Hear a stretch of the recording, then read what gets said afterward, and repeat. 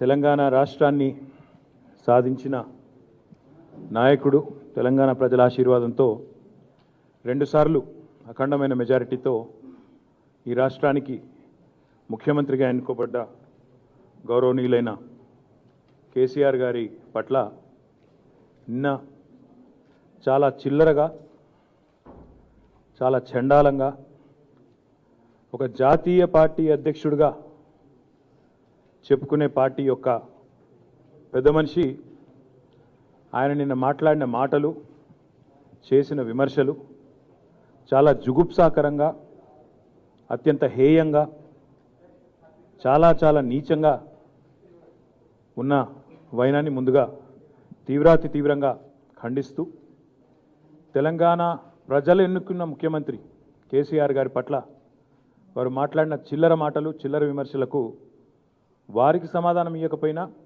ప్రజల దృష్టికి కొన్ని వాస్తవాలు తేవాల్సిన బాధ్యత మా మీద ఉన్నదనే విషయాన్ని ఈ సందర్భంగా గుర్తు చేసుకుంటూ, అందుకే ప్రజల దృష్టికి కొన్ని విషయాలు తేవాలనే ఉద్దేశంతోనే, వారికి సమాధానం ఇవ్వడం కాదు, ప్రజల దృష్టికి కొన్ని విషయాలు తేవాలనే ఉద్దేశంతోనే మీతో మాట్లాడతాము.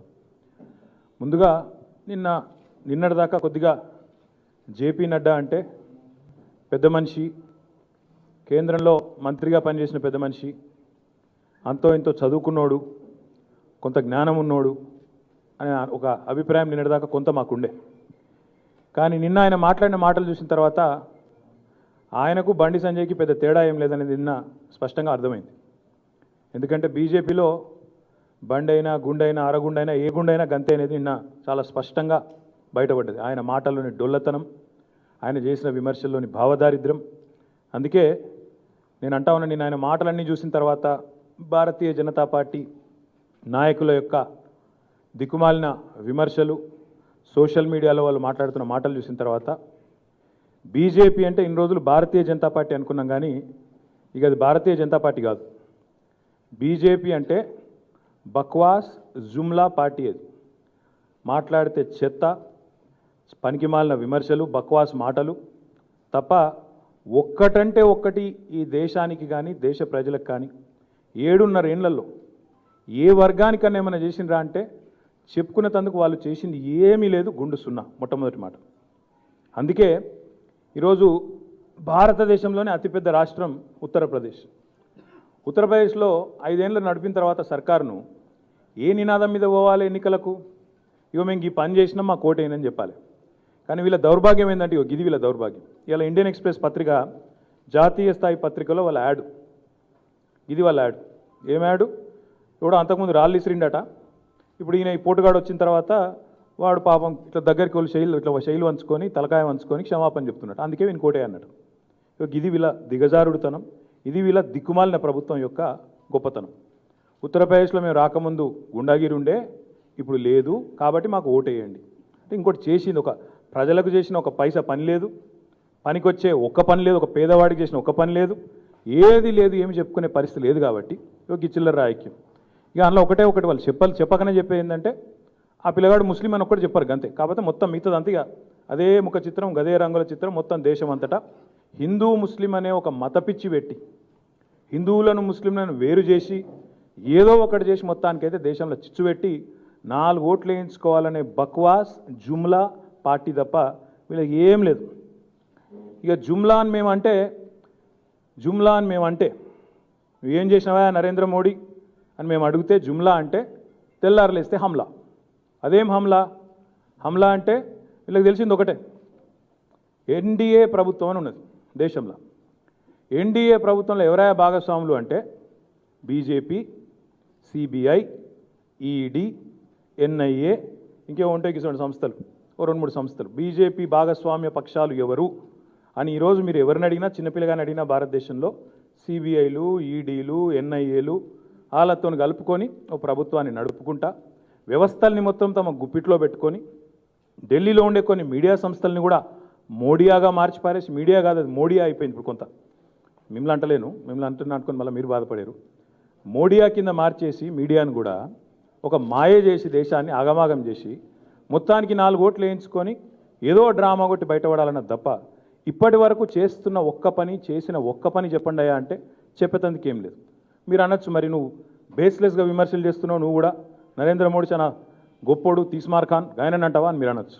అందుకే 2022 సంవత్సరం వచ్చింది కాబట్టి ఇది జనవరి 5వ తారీఖు కదా, 2022 जनवरी 5 गौरवनीयुलु भारत प्रधानमंत्री नरेंद्र मोदी गारू, नरेंद्र मोदी जी से मैं विनती करता हूं, याद दिलाना चाहता हूं मोदी जी आपको, आपने बहुत सारे भारतीय जनता को आपने बहुत सारे वाग्दान आपने किया. एक बात आपने कहा आपको याद होना चाहिए, 2022 కల్లా ప్రతి భారతీయునికి ఇల్లు నేను అంటలేను, నరేంద్ర మోడీ యొక్క జుమ్లా. ఇగో ఇంకోటి, ఇది నేను తీసిన ఫోటో కాదు, నాది కాదు, పత్రికల్లో ప్రముఖంగా వచ్చింది. మీరు మర్చిపోవచ్చు కానీ మేము మర్చిపోం కాబట్టి ప్రజలకు గుర్తు చేయవలసిన బాధ్యత మా మీద ఉంది కాబట్టి 2022 కల్లా ప్రతి భారతీయుడికి ఇల్లు అని నరేంద్ర మోడీ గారు చెప్పిన మాట 22 కల్లా అని చెప్పి ఏ రోజు చెప్పింది? ఇది జూలై 28, 2018, 4 ఏళ్ల కింద చెప్పిన మాట, 4.5 ఏళ్ల కింద. మరి వచ్చిందా? ప్రతి భారతీయుడికి ప్రతి పేదవాడికి తెలంగాణతో సహా భారతదేశంలో 28 రాష్ట్రాలు ఉన్నాయి. ఎన్ని రాష్ట్రాలు ఇల్లు ఇచ్చింది నరేంద్ర మోడీ ప్రభుత్వం? అందరికి ఇల్లు వచ్చినాయా? ఇది ఒక జుమ్లా. ఇక రెండోది, ఇదే ప్రధానమంత్రి జూన్ మాసంలో ఆయన చెప్తాడు, ఏం చెప్తాడు?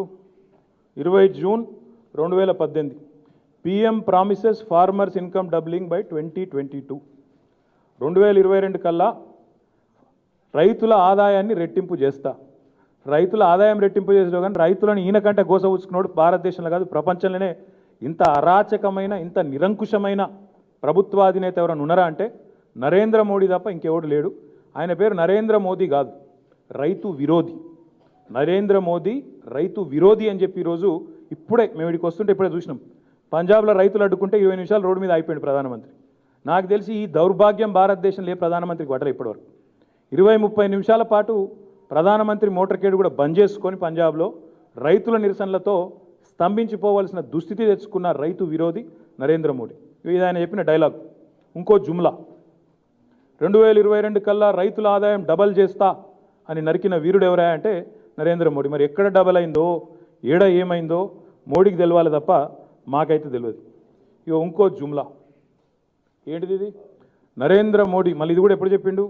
2014 జూన్ 12 ఆయన అధికారంలోకి వచ్చినాక నెలకో 2 నెలలకు, జూన్ 12, 2014 ఏమన్నాడు ఆయన? PM Narendra Modi sets 2022 dead line for water, electricity and toilet in every house. ఇంటింటికి నీళ్లు, ఇంటింటికి కరెంటు, ఇంటింటికి టాయిలెట్. నిన్నగాక మొన్న ఎంత సిగ్గులేని మాట, ఎంత సిగ్గులేని ప్రభుత్వం, ఎంత నీతిమాలిన ప్రభుత్వం అంటే ఈ మాట 8 ఏళ్ల కింద చెప్పింది నరేంద్ర మోడీ. గుజరాత్లో నన్ను అయిందా? గుజరాత్లో ఇంటింటికి నల్లా వచ్చిందా? నీ గుజరాత్లో ఇంటింటికి కరెంట్ ఉన్నదా? నీ గుజరాత్లో ఇంటింటికి టాయిలెట్ ఉన్నదా? నేను అడుగుతలేను నరేంద్ర మోడీ గారు. నిన్నగాక మొన్న నీ ప్రభుత్వం విడుదల చేసింది రిపోర్ట్. ఏం విడుదల చేసింది? భారతదేశంలో అత్యధికంగా ODF ప్లస్ విలేజెస్ ఎక్కడ ఉన్నాయి అంటే తెలంగాణలో 96.7% ఉన్నాయి. రెండో స్థానంలో 35%తోని తమిళనాడు ఉన్నది. నీ గుజరాత్లో 0.05% ఉన్నాయి. ఇగో గిది మీ బతుకు, గిది మీ జుమ్లా. ఇక మీరు గింతపాటి పోటుగాలు ఇంకున్నాయి జుమ్లాలు. 2022 కల్లా పొడుస్తాన్న ఏంటి అంటే ఒకటేమో ఇంటింటికి నల్లా, ఇంటింటికి కరెంటు, ఇంటింటికి టాయిలెట్. 2022 కల్లా ప్రతి ఒక్క మనిషికి ఇల్లు, ఫార్మర్స్ ఇన్కమ్ డబల్. ఇగో 2022 కల్లా ఇక చెప్పిండే చూడండి, బుల్లెట్ రైళ్లు ఇండియాలో ఉరుకులు పరుగుల మీద బుల్లెట్ రైళ్లు ఉంటాయి 2022 కల్లా అని చెప్పిన మరొక జుమ్లా. ఇవన్నీ జుమ్లాలు అని మేమంటే మా మీద హమ్లా. ఏం హమ్లా?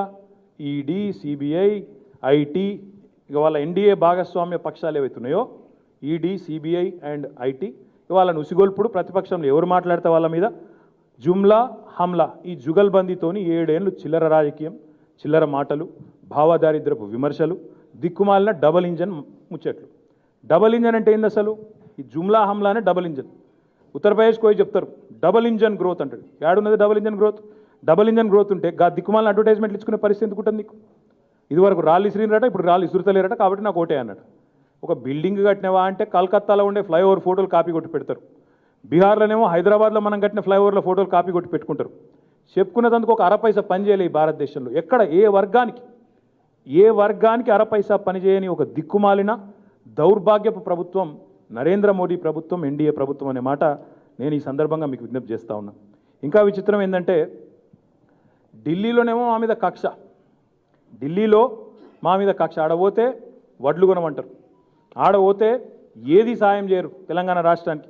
గల్లీలో మాత్రం దీక్షలు వీళ్ళే చేస్తారు. మళ్ళీ అక్కడనేమో కక్షగట్టి తెలంగాణ మీద సవతి తల్లి ప్రేమతోని ఇష్టం వచ్చినట్టు వ్యవహారం చేసుకుంటూ తెలంగాణకు పనికొచ్చే అరపైసా పనిచేయరు. ఇక్కడికి వచ్చి మాత్రం గల్లీలో దీక్షలు, డ్రామాలు, స్టంట్లు, మళ్ళీ దానికి ఒకరిని మించి ఒకరు పెద్ద పెద్ద నాయకులు అన్నట్టు ఒకరి తర్వాత ఒకరు దిగి అడ్డంగా మాట్లాడతారు. వడ్లు కొంటలేదని అక్కడ మేము పోయి డిమాండ్ చేస్తే వడ్లు కొనేది లేదని అక్కడ చెప్తారు. ఇక్కడికి వస్తే మాత్రం వడ్లు కొనాలని చెప్పి కొంగ దీక్షలు, దొంగ దీక్షలు, అడ్డమైన మాటలు మాట్లాడేది వీళ్ళు. 15 లక్షల ఉద్యోగాలు ఉన్నాయి కేంద్ర ప్రభుత్వంలో, 15 లక్షల ఉద్యోగ ఖాళీలు ఉన్నాయి కేంద్ర ప్రభుత్వంలో, అవి నింపరు. కొత్త జోనల్ వ్యవస్థకు ఆమోదమీయం అంటే నెలల తరబడి మమ్మల్ని సావగొడతారు. రాష్ట్రపతి దగ్గరనే దాస్తారు, కేంద్ర ప్రభుత్వ దగ్గర దాచుకుంటారు మేము రాష్ట్ర ప్రభుత్వం నుంచి పంపిన ప్రతిపాదన. కానీ మళ్ళీ ఇక్కడ దీక్షలేమో ముప్పు తిప్పల అక్కడ పెడతారు. మేము జోనల్ విధానం కావాలి కొత్తదని చెప్పి ఇక్కడ రాష్ట్ర ప్రభుత్వం అన్ని రకాల కార్యక్రమాలు సక్రమంగా చేసి పంపిస్తే దానికి ఆమోద ముద్ర వేయరు. ఇక్కడేమో నోటిఫికేషన్లు కావాలని దొంగ దీక్షలు, చిల్లర మాటలు. దయచేసి నేను మిత్రులందరికీ ఒకటే విజ్ఞప్తి చేస్తూ ఉన్నా. ఇవాళ అందుకే నేను ఆ జేపీ నడ్డా ఆయన మాట్లాడిన తర్వాత నాకైతే ఒకటే అనిపించింది. జేపీ నడ్డా నువ్వు పెద్ద అబద్ధాల అడ్డా మొదలు మిషన్, రెండవది నీ కేర్ ఆఫ్ ఎర్రగడ్డనే, వేరే అక్కడిక్కడ కాదు, 100% నువ్వు ఎర్రగడ్డ కోవాల్సిన మనిషివి, తప్పిదారి ఇటు వచ్చిన బిడ్డ నువ్వు. ఎందుకంటే ఆయన మాట్లాడతాడు కాళేశ్వరం ప్రాజెక్టు ఏటీఎం అయిపోయింది కేసీఆర్కు అని చిల్లర మాట. మరి నేను అడుగుతున్నా, ఇంకా ఆయన ఆమె కూడా అంటాడు మీదికెళ్ళి ఏమని, కేसीआर मेंटल बैलेंस खो गए, केसीआर का मेंटल बैलेंस खो गया। नड्डा जी मैं पूछना चाहता हूं आपसे, किसका मेंटल बैलेंस बिगड़ गया? హాయ్ ఫ్రెండ్స్, మా టుడే టుమారో యూట్యూబ్ ఛానల్ చూస్తున్నందుకు చాలా థ్యాంక్స్. మరిన్ని లేటెస్ట్ వీడియోస్ కోసం వెంటనే సబ్స్క్రైబ్ చేయండి. అలాగే ఈ బెల్ ని కూడా రింగ్ చేసేయండి.